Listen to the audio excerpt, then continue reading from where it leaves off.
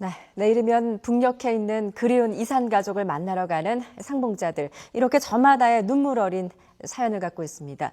어릴 적 헤어진 형제자매가 60여 년 만에 다시 만나게 되는 분들도 계시고, 또 어릴 적 부모와 생이별했거나 갓 낳은 아이를 두고 오신 분들도 계셨습니다. 잠시 뒤에 이분들 직접 연결해서 소감 들어보는 시간 마련했습니다. 아울러 이번 남북 이산가족 상봉 행사가 과연 남북관계 개선의 신호탄이 될지 기대가 모아지고 있는데요. 이산 상봉 행사 그리고 남북 간의 주요 현안들 먼저 전문가와 함께 짚어보도록 하겠습니다. 정영태 통일연구원 선임연구위원 나오셨습니다. 어서 오십시오. 네, 안녕하세요. 예, 이게 얼마 만입니까? 1년 8개월 만에 마침내 이산가족 상봉 행사가 열리게 됐습니다.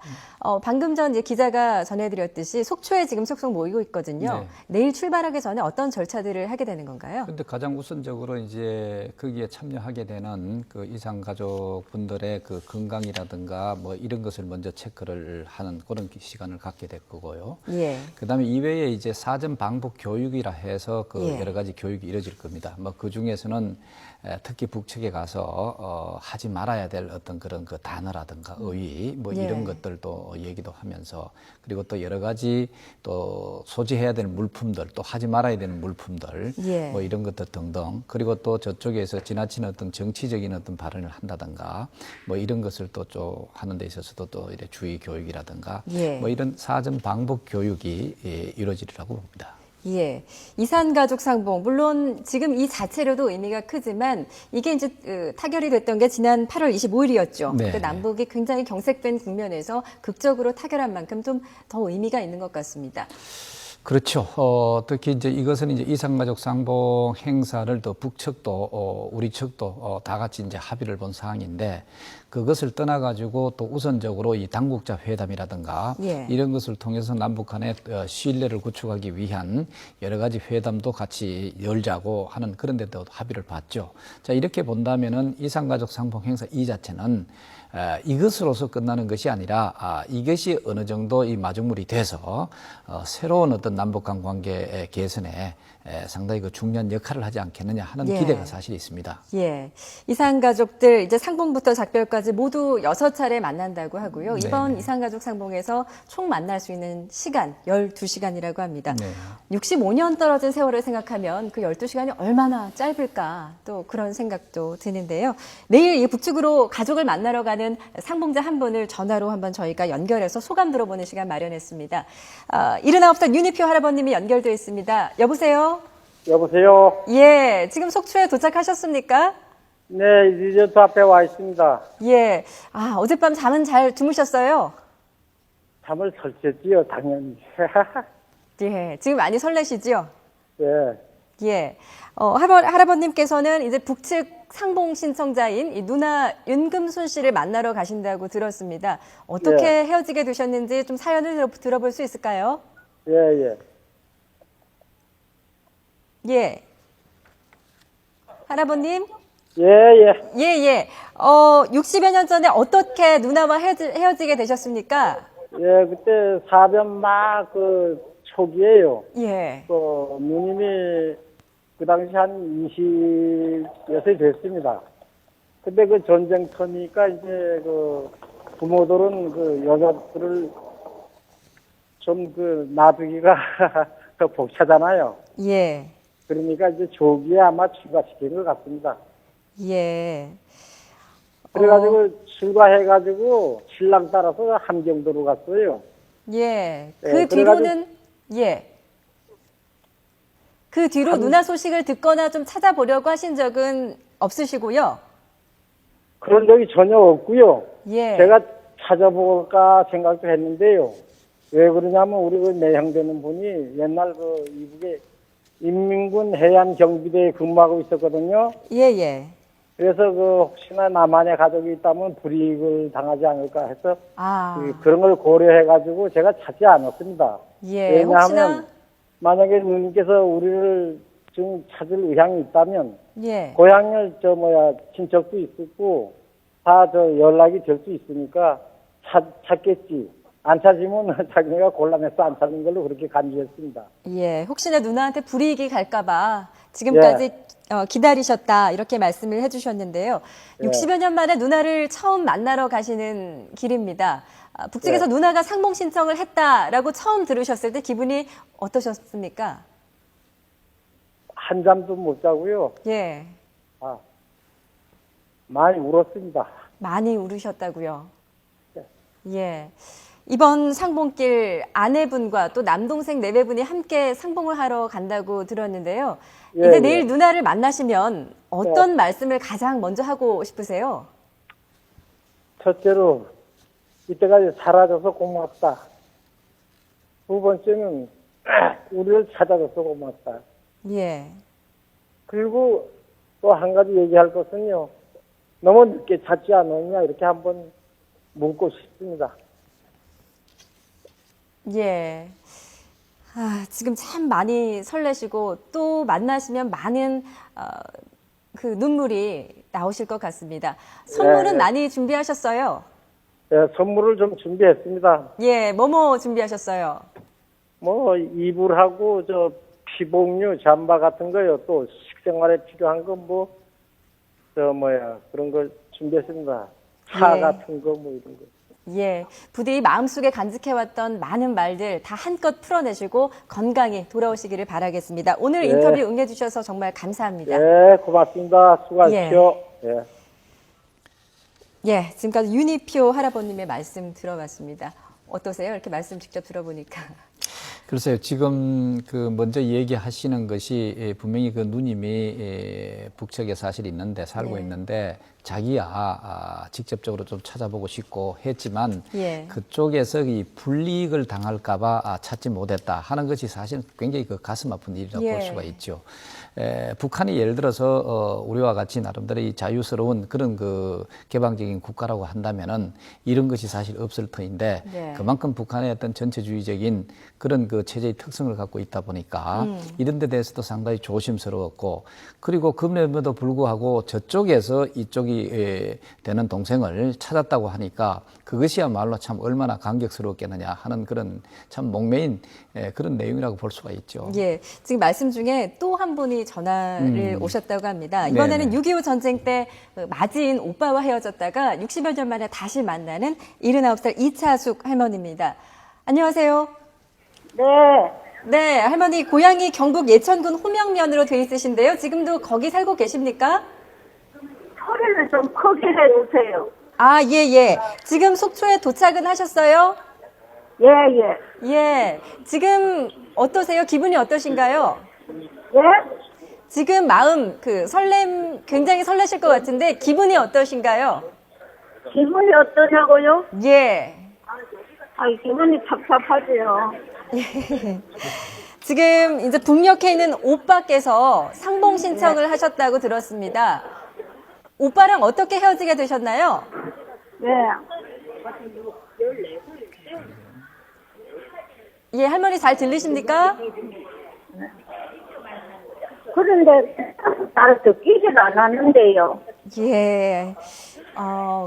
예, 지금 전화 연결 상태가. 사람들 예, 할머니 말씀해 주십시오. 성이지요. 예, 지금 전화 연결 상태가 좀 고르지 못한 것 같은데요. 다시 연결이 되면 말씀 들어보도록 하겠습니다. 연결해 주셔서 감사합니다.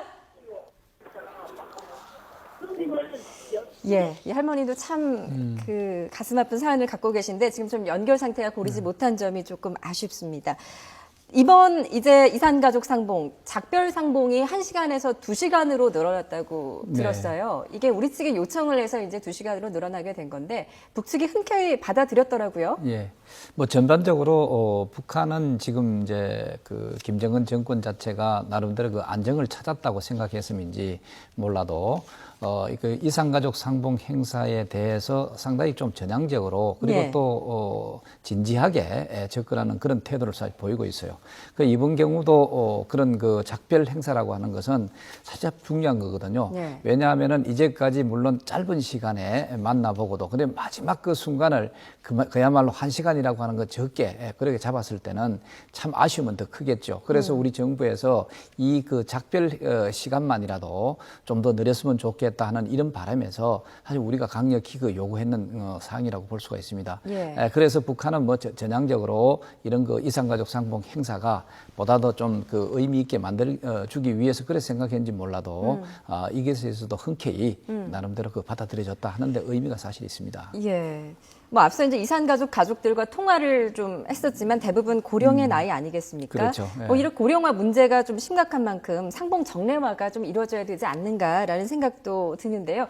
지금 일단 그 1회차 상봉 주요 일정이 나오고 있는데 네. 좀 간략하게 요거 좀 설명을 해주시죠. 지금 일단 그 19일에 그 방북 교육을 받게 되겠죠. 그죠? 예. 방북 교육을 받고 난 다음에 바로 이제 저쪽으로 금강산 쪽으로 잘 들어가게 됩니다. 예. 들어가게 된다면은 1차적으로 그 단체 상봉 그건 아마 우리 그 면회소가 따로 있습니다. 거기에서 만나게 될 것 같고 그리고 이어서 이제 환영 만찬이 있게 될 겁니다. 예. 그리고 또 21일에는 또 이 개별 상봉이 또 있고 그다음에 또 단체 상봉이 또 있습니다. 그 단체 상봉 하고 난 다음에 22일에는 바로 이제 작별 상봉 뭐 이런 식으로 순서대로 이루어질 것으로 예, 보입니다. 이게 이제 1회차 상봉 주요 일정이고요. 네네. 그리고 이제 두 번째로 또 떠나시는 분들이 있으시죠. 이건 남측에서 이제 신청을 한 이산가족 상봉들과 이제 북측 가족들이 만나는 일정이죠. 그렇죠. 예. 요것을 이제 우리가 그 시청자분들의 그 이해를 돕기 위해서 본래 이렇게 돼 있습니다. 우리가 북한에 일단은 우리 상봉 가족을 요구하는 그런 게 하나 있고, 예. 그 다음에 북측에서 또 상봉 가족, 우리 상봉 이쪽에 있는 상봉을 요구하는 그런 두 가지가 사실 돼 있습니다. 예. 그 1차의 경우는 북측이 요구한 상봉 행사가 될 수가 있죠. 그 다음에 2차는 이제 우리 측이 북측이 이제 요구하는 그런 것이 이제 이루어질 수가 있고, 예. 그 다음에 1차나 2차나 거의 같은 순서대로 예를 들어서 그 단체 상봉을 한다든가, 그 다음에 또 개별 상봉을 한다든가 작별 상봉하는 그런 순서가 될 수가 있겠죠. 예. 1차, 2차 열리지만 또 그 만나지 못한 다른 가족들도 많고요. 앞으로 네. 이 이산가족 상봉이 좀 정례화가 됐으면 좋겠다라는 바람도 들거든요. 이 정례화 문제는 지금 어떻게 풀어나가야 되는 걸까요? 아마 그 정례화 문제는 뭐 20차가 이래 오면서까지도 우리가 끊임없이 이것을 위해서 그 노력했다고 볼 수가 있습니다. 우리 통일부에 있어서도 어떻게 하면 이것을 정례화시켜서 보다 더 많은 그 가족들이 이 상봉할 수 있는 기회를 가질 수 있게 해줘야 되겠다고 하는 그런 노력을 많이 했다고 볼 수가 있고 네. 또 지금도 노력하고 있습니다. 뭐 그럼에도 불구하고 북한은 이게 이산가족 상봉 행사 자체를 우리가 생각하는 것처럼 인도주의적인 어떤 그것을 사안이라고 보기 이전에 네. 그 사회 자체는 여러 가지 그 폐쇄와 나름대로 그 개방을 하지 않은 또 북한 주민들로 하여금 모든 것을 이게 외부의 정보를 또 차단하고 또 바깥으로 나가는 것을 또 억제하고 이런 사회다 보니까 예. 이산가족 상봉 행사 자체도 특히 우리 남한과 하는 것이니까 예. 이것이 이제 체제에 부정적인 영향을 미친다 이렇게 판단했을 가능성이 있죠. 뭐 이렇게 하다 보니까 우리는 보다 더 많은 이산가족 상봉 행사를 만나도록 해주기 위해서 뭐 정례화다 아니면 뭐 화상상봉도 좋고 서로 소식을 알게 하는 여러 가지 뭐 편지를 주고받게 한다든가 이런 노력을 했음에도 불구하고 예. 사실 북한은 여러 가지 차원에 있어서 여러 가지 자기들의 특수한 목적이 있을 때만 우리한테 응하는 그런 좀 어려움이 사실 있다고 볼 수가 있죠. 체제의 예. 특성 이게 일종의 뭐 체제의 특성이라고 볼 수가 있습니다. 예, 결국 북한의 태도 변화가 예. 좀 관건인 것 같은데요.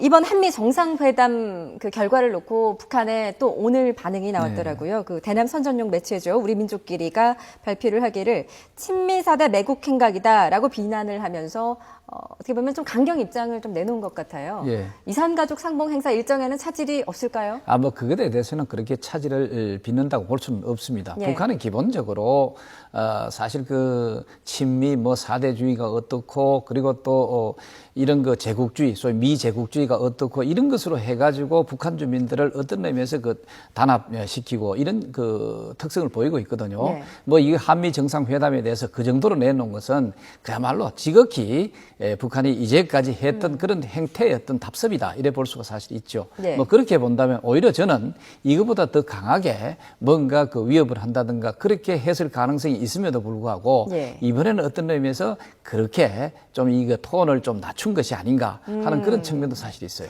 사실은 그 지난 17일이었죠. 한미 네. 정상회담이 끝나고 나서 한 20시간 만에 반응이 나왔었는데 네. 공식의 입장이 나왔는데 한반도 정전협정을 평화협정으로 전환하자라는 정도의 어떤 톤 다운된 이런 네. 입장이 나왔습니다. 그런데 이 평화협정으로 전환하자는 데는 어떤 의미가 담겨 있는 거라고 볼 수 있나요? 본래 이게 북한이 이게 평화협정이라고 하면은 단순히 우리가 말하는 남북한의 평화를 바란다 그런 그 협정을 맺자 이런 것이라기보다는 북한은 궁극적으로 한반도에 있어서 주한미군 철수를 사실 원하고 있죠. 그러면은 이게 평화협정이 체결되면 자동적으로 주한미군 철수와 연계시키는 그런 그 정치적 목적이 굉장히 있다고 볼 수가 있습니다. 네. 그렇기 때문에 이것을 평화협정 북미 간에 미국과 북한 간의 평화협정을 체결하자고 하는 것이 이제까지 뭐 끊임없이 요구해왔던 그런 것을 반복해 온다. 이래 네. 볼 수가 사실 있습니다. 그렇군요.